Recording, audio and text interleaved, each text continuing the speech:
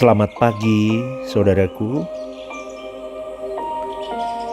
Pemazmur berkata, "Ajar aku menghitung hari-hari, supaya aku beroleh hati yang bijaksana, karena hari-hariku berlalu cepat." Orang yang menyadari bahwa pasti ada akhir dari perjalanan hidupnya akan memiliki hati yang bijaksana. Orang yang tidak memikirkan realitas bahwa ia ada di dalam perjalanan waktu dan pasti ada ujung dari perjalanan adalah orang yang tidak mengerti dan tidak mau mengerti, serta tidak menghayati hal ini sehingga ia tidak memiliki hati yang bijaksana, atau boleh saya katakan sebagai pribadi yang ceroboh dalam hidup. Ini banyak yang seperti itu, saudaraku. Banyak orang yang ceroboh dalam hidupnya. Karena kita hidup di tengah-tengah dunia yang semakin fasik, semakin menyingkirkan Allah, semakin memandang Allah itu tidak ada gunanya. Walaupun mulutnya mengaku percaya ada Tuhan, tetapi sesungguhnya dia belum percaya secara benar. Dia tidak mengakui di dalam perbuatannya bahwa Allah itu ada. Kelihatan kok begitu, saudaraku. Dan orang begini biasanya tidak memikirkan kekekalan. Apa itu mati, meninggal dunia apa? Oh, itu tidur panjang, udah. Mereka tidak mau berpikir tentang kekekalan. Dan kalau orang tidak memikirkan kekekalan, pasti tidak serius merenungkan realita adanya ujung dari perjalanan waktu. Maka filosofi hidupnya biasanya mereka mau bersenang-senang saja di hidup ini, di bumi ini. Mari kita makan, minum sebab besok kita mati.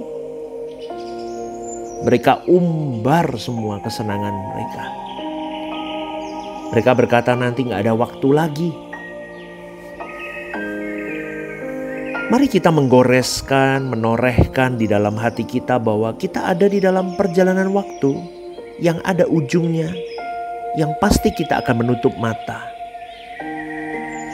Dan ada kehidupan setelah kita menutup mata di bumi ini. Coba hayati dengan sungguh, dengan serius. Dan kita harus menerima realita ini bahwa kita pasti sampai di ujung perjalanan hidup. Dan setelah itu kita menghadapi kekekalan, saudaraku. Jangan anggap remeh.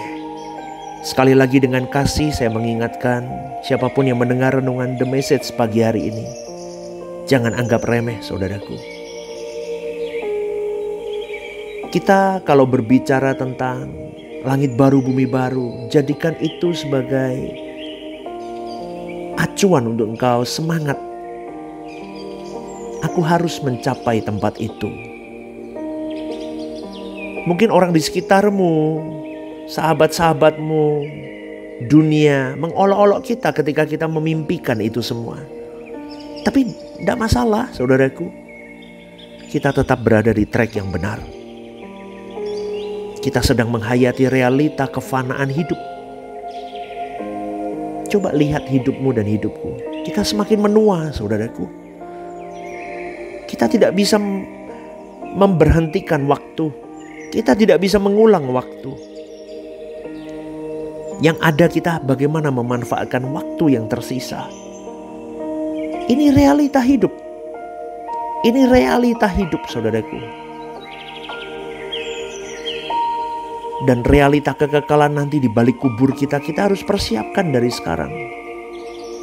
Tahukah kita bahwa keselamatan dalam Yesus Kristus itu diproyeksikan untuk kehidupan yang akan datang? Bukan hidup hari ini. Tapi setan begitu lihai memutarbalikkan kebenaran. Kalau berbicara soal keselamatan hanya dipahami sebagai terhindar dari neraka dan diperkenankan masuk surga. Lalu orang Kristen disuntik dengan ajaran yang sebenarnya tidak alkitabiah. Dan akhirnya mereka meyakini bahwa dirinya sudah selamat nanti kalau mati dia masuk surga. Sejatinya saudaraku, menjadi orang Kristen itu makin hari makin mengagumi keselamatan. Makin hari semakin takut dan gentar mengerjakan keselamatan itu dengan sungguh-sungguh. Jadi ditunjukkan dengan perubahan hidup.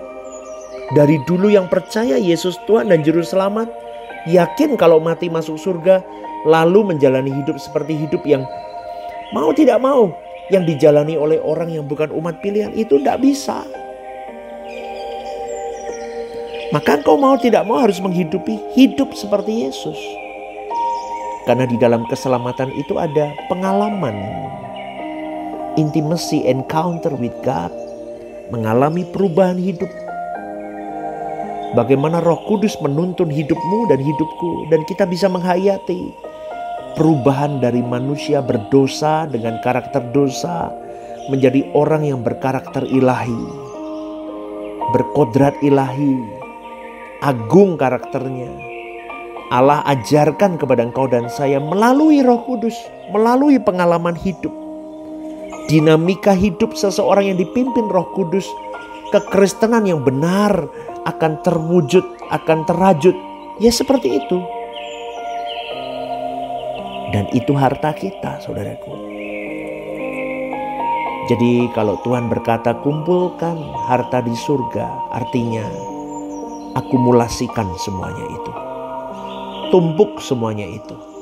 Apa yang ditumpuk? Perubahan karakter kita. Kalau bangsa Israel menempuh jarak untuk sampai Kanaan, kita menuju ke langit baru, bumi baru. Harus menempuh perubahan. Bangsa Israel tidak mengalami perubahan dan banyak yang binasa di padang gurun. Maka perubahan adalah sesuatu yang indah yang mestinya dirasakan dan dialami. Dan dari pengalaman itu timbul kekaguman kita betapa ajaib Tuhan dalam hidup kita. Saudaraku yang dikasihi oleh Tuhan, keselamatan dalam Yesus Kristus bukan hanya menyelamatkan jiwa dari api kekal, melainkan menyelamatkan karakter kita. Justru perubahan karakter menjadi ciri atau tanda kepastian keselamatan. Jadi kepastian keselamatan bukan karena keyakinan secara mental bahwa dia akan masuk surga karena percaya Yesus sebagai Tuhan dan Juru Selamat. Melainkan keselamatan itu proses perubahan yang dialami seseorang sampai ia mengagumi betapa hebat pekerjaan Roh Kudus, sehingga masuk surga akhirnya bukan sekedar keyakinan, tapi bahwa ia layak memang bersama dengan Allah. Maka perubahan bukan di atas kertas dan dimasukkan dalam pikiran atau rasio, melainkan di dalam perjalanan hidup konkret di mana seseorang diubahkan. Dan kita dibuat kagum oleh perubahan-perubahan itu. Sampai akhirnya kita bukan hanya percaya kalau kita selamat, namun kita tahu kita selamat dan akhirnya kita sama sekali tidak takut akan kematian. Renungkan ini saudaraku. Jadilah manusia benar mulai hari ini. Hiduplah jangan jahat dengan orang. Hiduplah menyenangkan hati Tuhan. Selamat pagi, Tuhan memberkati.